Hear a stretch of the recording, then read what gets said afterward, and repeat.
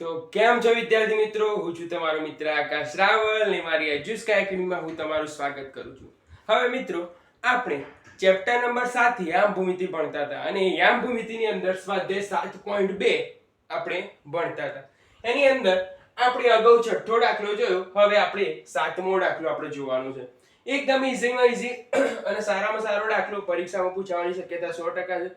તો ધ્યાન આપો મિત્રો, અહીંયા સમજવાની જરૂર છે કે AB એ વર્તુળનો વ્યાસ છે. તો આપણે સૌપ્રથમ વર્તુળ દોરી લઈએ મિત્રો.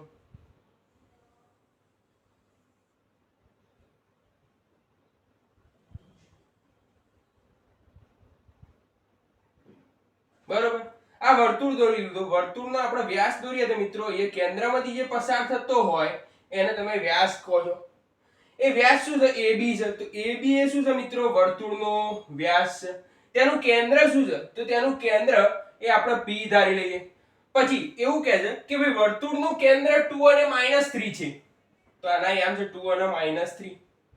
ત્યારબાદ B ના યામ કેટલા છે? તો ભાઈ B ના યામ 1 અને 4 છે.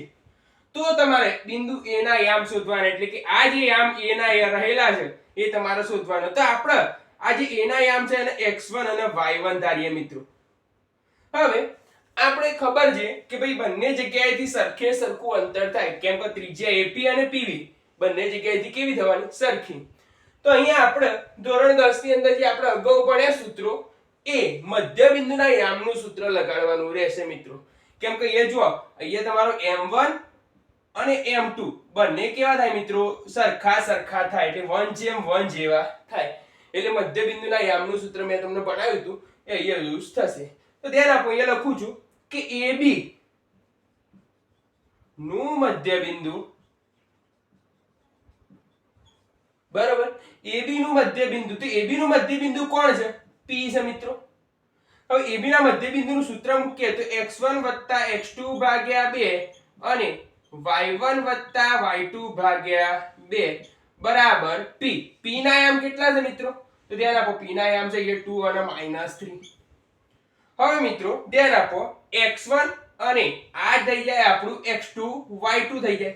x1 y1 આપણે શોધવાના હતા. ચલો એ x1 ની જગ્યાએ x1 લખી નાખું છું, વત્તા x2 કેટલા છે મિત્રો? તો x2 છે આપણા 1 ભાગ્યા 2 બરાબર y1 + y2. y1 કેટલા છે? તો કે સાહેબ શોધવાના છે, વત્તા y2 કેટલા છે? તો એ 4 છે મિત્રો, ભાગ્યા શું થઈ જશે? 2. હવે મિત્રો અહીંયા તમારા યામ 2 અને -3 છે. તો આપણે x ના x યામ જોડે સરખાવવાના, y ના y યામ જોડે સરખાવવાના. તો આ આપણો x યામ થાય મિત્રો. તો અહીંયા પણ આપણો આ x યામ થાય. ડાબી બાજુમાં આપણો આ x યામ થયો, તો જમણી બાજુ પણ પેલી બાજુ શું થઈ જશે? આપણો x યામ. તો ધ્યાન આપો મિત્રો, આપણે શું કરીએ છીએ અહીંયા? તો x યામ ને સરખાઈએ પહેલા. તો x યામ ને સરખાવતા, તો x યામ ને સરખાઈએ મિત્રો. તો ધ્યાન આપો, x1 + 1 ભાગ્યા 2 બરાબર 2 આવી રીતે થાય. હવે ધ્યાન આપો, આ જે 2 છે પેલી બાજુ જતા રહેશે, તો x1 + 1 બરાબર 2 ગુણ્યા 2 આવી રીતે થઈ જાય. તો ધ્યાન આપો, એ થઈ જશે x1 + 1 બરાબર 2 * 2 એટલે 4. આ જે 1 છે પેલી બાજુ જતા રહેશે, તો x1 = 4 - 1. તો x1 બરાબર જવાબ આવ્યો આપણો 3. અને ત્યારબાદ આપણે શું કરીશું? y યામોને સરખાઈશું. તો ધ્યાન આપો,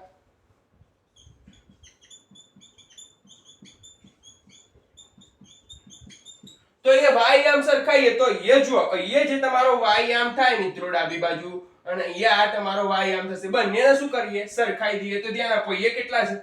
કે સાહેબ y1 + 4 ભાગ્યા 2 બરાબર કેટલા છે? કે ભાઈ -3. બરોબર. હવે સાદુરૂપ આપીએ મિત્રો, તો એ જે ભાગાકારમાં 2 રહેલા છે પેલી બાજુ જતા રહેશે, તો ગુણાકારમાં જતા રહેશે. તો y1 + 4 બરાબર -3 ગુણ્યા 2, તો 3 દુ 6 થઈ જશે. તો y1 + 4 બરાબર કેટલા થઈ જશે? -6. આ જે 4 છે એ પેલી બાજુ જતા રહેશે. તો ધ્યાન આપજો, 4 છે પેલી બાજુ જતા રહેશે. તો y1 બરાબર -6 અને 4 અહીંયા પ્લસ છે મિત્રો, તો એ પેલી બાજુ જતા રહેશે. તો -4 આવી રીતે થઈ જાય. તો ધ્યાન આપો, y1 બરાબર કેટલા આયા? -10. આ આપણો y1 નો જવાબ આવી ગયો. હવે આપણને શું કીધું છે a ના યામ શું તો a ના યામ કેટલા છે x1 અને y1 તો જે આપણને મળી ગયા છે તો એ લખવાનું કે અહીં મળતા a ના યામ